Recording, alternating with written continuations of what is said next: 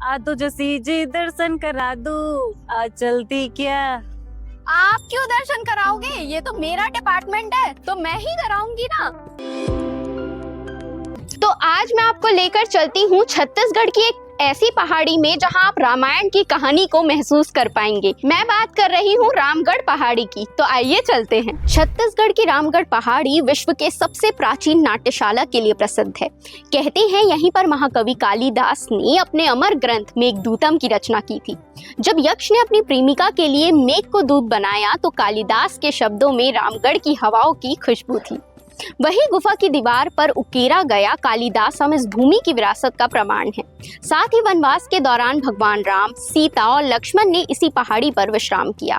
यही सामने है सीता बेंगरा, जहां सीता रुकी थी। पास ही लक्ष्मण गुफा है और कुछ ही दूर पर जोगीमारा गुफा है, जहां श्री राम ठहरे थे।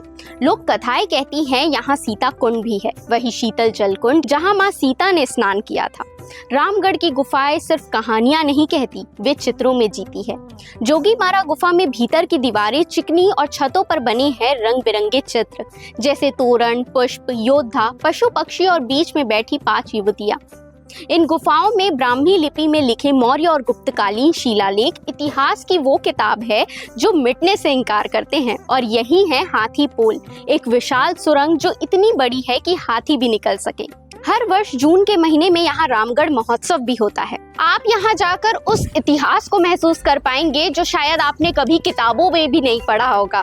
तो क्या आप जाना पसंद करेंगे? कमेंट करके जरूर बताइएगा। वीडियो अच्छी लगी हो तो लाइक करें और हमारे चैनल सीजी भास्कर को फॉलो एंड सब्सक्राइब करना ना भूलें।